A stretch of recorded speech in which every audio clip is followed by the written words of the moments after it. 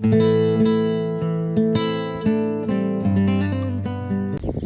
folks, what we're going to do today is cover how to take all your tack, all your riding equipment off a horse, and I'm going to demonstrate off the belly here, down here at the feed yard. There's a lot of ways I like to do it, and I'll share the tips with you. There's a lot of ways not to do it, but I'll just show you the way I like to do it.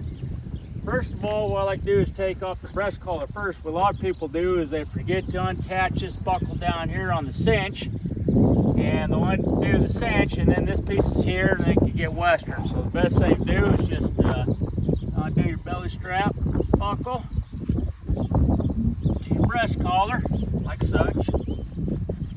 Then what I like to do is do a reverse order of what I came up on. So I'm going to take the breast collar off, because that's the first thing I normally put on the horse. This is a martingale breast collar, to be precise. Then what I like to do is go from rear to front. I'm going to create a workspace, put my stirrups up top, undo my rear cinch, and then I'm going to do my front cinch. Now I promised you I'd show you this latigo tie-up knot, so that's what we're going to work on right now. So generally what I like to do is I like to make a pistol, just like you're playing guns as a kid. Bang, bang, okay? So place that pistol on there, you just got done shooting, so you're trying to clean off the barrel. So put the strap right over the top of my finger, or in this case my barrel, and then I bend underneath the barrel, create another bite, and go up through the rigging ring. I draw the bite down to the same length of the other bite on the latigo, otherwise known as a tie strap right here, okay? Now every latigo is different in length, so you're going to play around with what works for you. Once I'm down that point, I'm going to create my cinch knot. So I bring my locking bar across,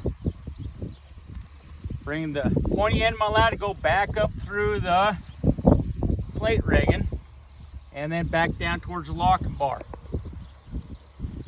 That's what I like to do, okay? The second way you could do it, which a lot of people do, I mean, it's oranges and apples, once again, what you like to do, what you don't like to do.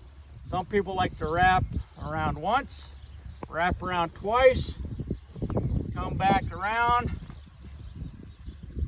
There's many different ways of doing it, and they just bring the pointy end of the tongue straight down. A lot of saddle makers do it this way.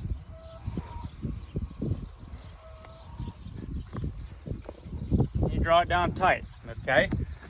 What this prevents is when you got your saddle and you're trying to walk around, you're not getting twisted into this leather octopus, because you got your cinch hanging down, you got your latigo hanging down, and that leather octopus is just grabbing you, tangling up.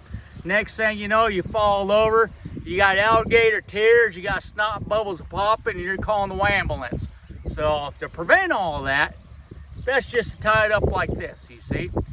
Now, if it is winter time, you just got done riding a horse, what I like to do is I like to lift up my saddle, let the air come underneath, and I capture it. Let that, so it ain't a shock to the horse winter time.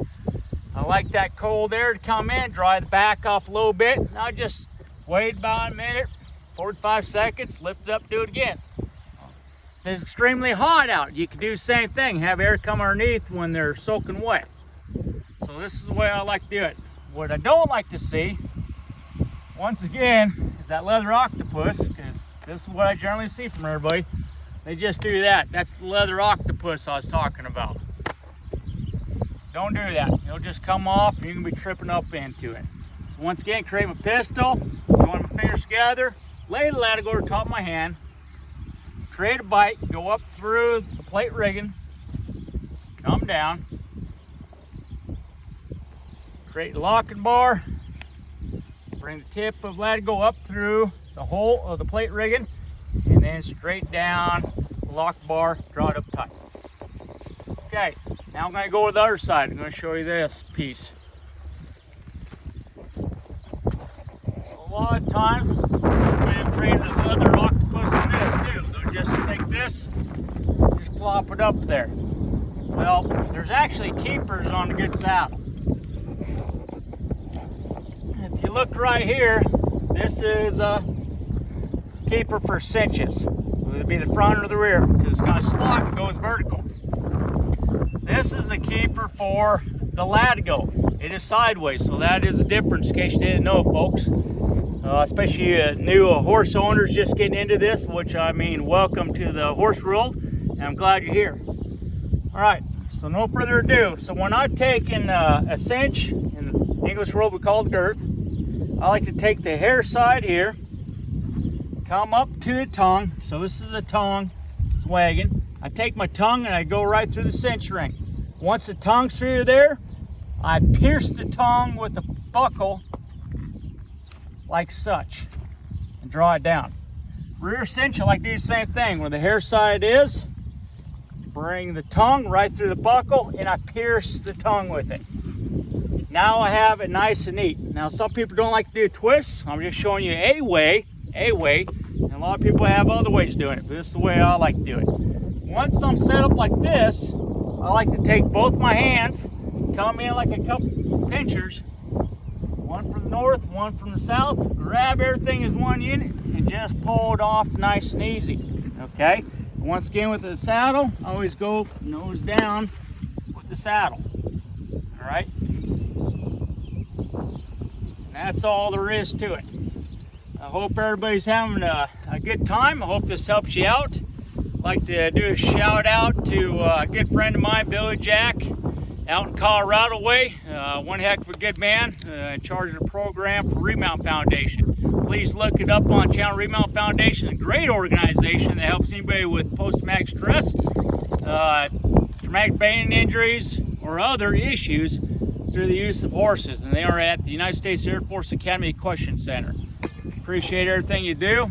Take care now. Now you're the solution. Adios now.